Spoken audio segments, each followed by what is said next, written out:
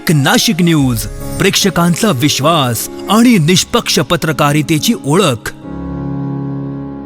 महापौरच्या election नंतर जे काही शिवसैनिक असतील किंवा सगळ्यांमध्ये जे काही नाराजीचं वातावरण पसरलं होतं, त्या संदर्भात स्वतः मी सुद्धा का बुवा शेवटी याच्यामध्ये काय असं रेस असती, कोणाला एखाद्याला पद भेटतं एखाद्याला भेटत नाही. त्यामध्ये मी सुद्धा उपमहापौर पदाच्या रेसमध्ये होतो. मान्य सुवर्णताई होत्या, राहुलजी दिवे होते. त्यामध्ये विलास शिंदे यांना वरतून पक्षप्रमुखांनी आदेश दिले व त्याप्रमाणे त्यांना उपमहापौर पदाची संधी मिळाली. पण त्यानंतर भरपूरसे नाराजीचा जो सूर होता का सगळे नाराज होते शिवसैनिक, सगळ्यांचे मला फोन चालू होते. त्यामुळे मी सुद्धा फोन बंद करून 2 दिवस एकदम शांततेत भाऊ आता काय निर्णय घ्यायचा, साहेबांना आपण भेटून सांगितलं पाहिजे सर्व शिवसैनिकांनी का मला सुद्धा न्याय द्या.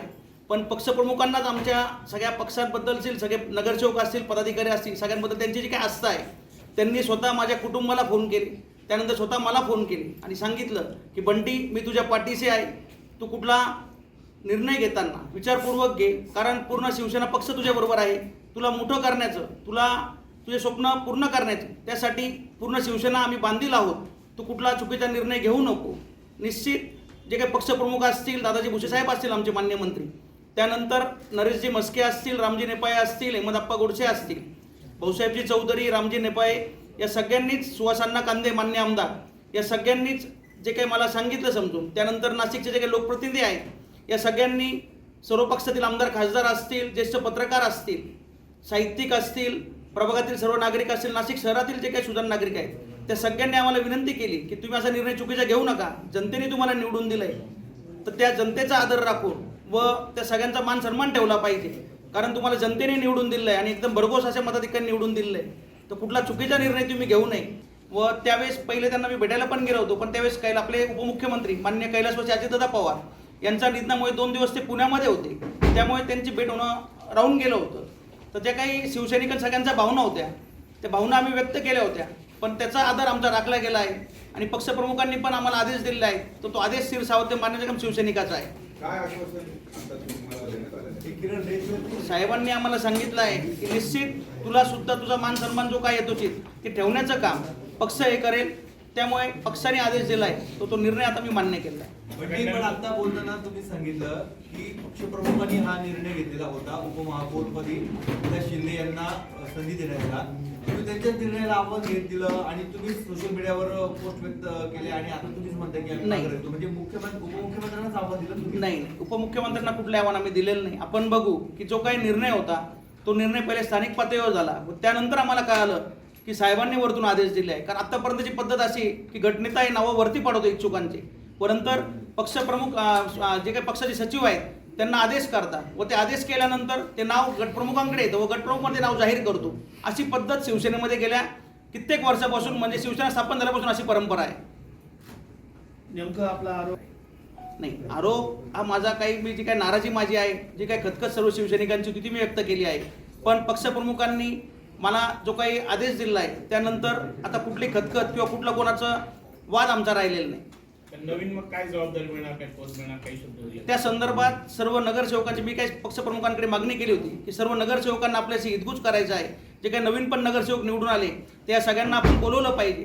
तर त्या संदर्भात उद्या नंदनवन येते 10 तारखेला सायंकाळी 7 वाजता मुंबईमध्ये नंदनवन बंगल्यामध्ये बैठक आयोजित केली व त्या बैठकीमध्ये स्वतः शिंदे साहेब प्रत्येक नगरसेवकाशी संवाद साधणार आहे. तुम्ही पण जाणार? आपण बोलवलंय, मी पण जाणार. गटनेत्यांनी परस्पर विलास शिंदेचं नाव वर पाठवलं असं तुम्हाला म्हणायचं? पक्षप्रमुखांनी जो काही निर्णय आम्हाला दिला आहे तो शिरसावते आहे. त्यांनी सांगितलं की एकदा नेमणूक मी केली, तो निर्णय मी मान्य केलेला आहे. हो, नाराजी आता शिंदे साहेबांनी स्वतः मला फोन करून माझ्या कुटुंबाशी माझ्या सगळ्यांशी संवाद साधला आहे. प्रमुख स्वतः जेव्हा स्वतः फोन करून निर्णय सांगतायत तर निश्चित मला निश्चित न्याय मिळेल अशी मला गॅरंटी आहे. पक्षांतर्गत ही धुसफूस जी आहे ती सातत्यानं पुढे बघायला मिळेल का ती पण संपल्याचं समजायचं? निश्चित पक्षामध्ये कुठली धुसफूस यापुढे राहणार नाही. त्यासाठीच माननीय शिंदे साहेबांनी उद्याची काही बैठक आयोजित केली आहे, त्यामध्ये जे काही निर्णय ते सगळ्यांना सांगतील तो सगळ्यांना स्थिरसावत आहे. याआधी पण असे बरेच प्रकार झालेले होते. अनेक वेळा तुमची नाराजी असते, तुम्ही दुसऱ्या बाजूला असतात, इतर पदाधिकारी वेगळ्या बाजूला असतात. काही दिवस झाले की एकत्र येतात, परत ही भांडणं होतात. हे म्हणजे तुमच्याकडे जे शिवसैनिक यायला बघतायत ते सगळे संभ्रमात आहे ना, पक्ष वाढत नाही तुमचा? नाही, पक्ष वाढीसाठी निश्चित सर्व आम्ही प्रयत्न करत आहोत. त्यानंतर जे काही आत्ता आमचे नगरसेवक जे काही थोड्या मताधिक्याने पडलेले आहेत त्यांना सुद्धा घरोघर जाऊन भेटण्याचं काम आम्ही केलं. हेमंतप्पा असतील, आम्ही स्वतः प्रत्येकाला घरोघर जाऊन भेटलो आहोत. ते कशामुळे पडले काय याचं सुद्धा आम्ही सगळ्यांनी एक अहवाल बनवला आहे. तो सुद्धा लवकरच पक्षप्रमुखांना आम्ही देणार आहोत. तुमच्यावर आता फक्त 2च नगरसेवक दिसत आहेत. नाही, आत्ता इथे ऑलरेडी आम्ही 4 नगरसेवक आहोत. अजून हे सुवर्णदान सगळे नगरसेवक असा हा विषय नाही. मी काही कोणाला हे सगळे नगरसेवक म्हणजे एक स्वतःहून आलेले आहेत. मी कुठं कोणाला आव्हान केलं नाही किंवा कुठल्या पदाधिकाऱ्यांना आव्हान केलेलं नाही. कारण जो काही व्यक्तिगत माझा निर्णय होता त्या निर्णयासंदर्भात आधी पत्रकार परिषद मी आयोजित केली. पक्षप्रमुखांसोबत बोलणं झाल्यानंतर तुम्ही तुमची नाराजी त्यांच्यासमोर सांगितलं का, काय काय घडलं काय काय नाही या संदर्भात तुम्ही तुमची, कारण तुम्ही ज्या पोस्ट व्हायरल केलेल्या होत्या त्याच्यामध्ये अंतर्गत गटबाजी देखील आलेली होती आणि गटनेते पदावरून देखील तुम्ही बोललेले होतात. मग आता हे सगळं तुम्ही एकनाथ शिंदेसमोर मांडलं का? या सर्व भावना उद्या त्यांनी मिटिंग आयोजित केली नंदनवनमध्ये. निश्चित सर्व नगरसेवक असेल, स्वतः मी असेल, ज्या काही आमच्या भावना आहेत त्या भावना पोहोचवण्याचं काम आम्ही शिंदे साहेबांपर्यंत उद्या करणार आहोत. व निश्चित पक्षप्रमुख त्यातून निर्णय घेऊन चांगला असा मार्ग काढून सगळ्यांमध्ये सुसंवाद जो आहे तो तयार करतील अशी आम्हाला गवाही. अजित पवारही नाराज असले का नॉट रिचेबल व्हायचे? तुम्ही 2 दिवस नॉट रिचेबल. नॉट रिचेबल होण्याचं कारण असं होतं का ज्या काही शिवसैनिक असतील, स्थानिक नागरिक असतील, या सगळ्यांच्या ज्या काही भावना होत्या, जे मला वारंवार सगळ्यांचे फोन चालू होते व त्यामुळे मी सुद्धा फोन बंद करून काहीतरी आपण निर्णय आपला चुकायला नको किंवा आपण ठीक आहे वाघाच्या भरात काय आपल्याकडून चूक व्हायला नको, आपण शिवसैनिक आहोत तर पक्षप्रमुखांचे आदेश आपण पाहिले पाहिजे हे मनात ठेवून मी फोन बंद ठेवतो. पण मग हे आधी नव्हतं लक्षात आलं का पक्षप्रमुखांनी आदेश दिलेले तुम्हाला? नाही, पक्षप्रमुखांनी पहिले आदेश दिले. जे काही आदेश आहेत ते आम्हाला नंतर माहीत झालं का त्यांनी असे आदेश दिलेले आहेत. कारण आत्तापर्यंतची पद्धत अशी आहे की गटप्रमुख हे वरती नावं पाठवता, ते नावं पाठवल्यानंतर त्यावर निर्णय वरतून पक्षप्रमुख घेता व शिवसेना पक्षाचे सचिव आहेत त्यांचं लेखी पत्र हे गटनेत्यांना प्राप्त होतं व त्यानंतरच तो निर्णय होतो. पण एवढा पत्र मोठा संदर्भात निर्णय म्हणजे एवढा मोठा निर्णय हा स्थानिक पातळीवर कसा होऊ शकेल? एकतर भाजपचे सर्वाधिक उमेदवार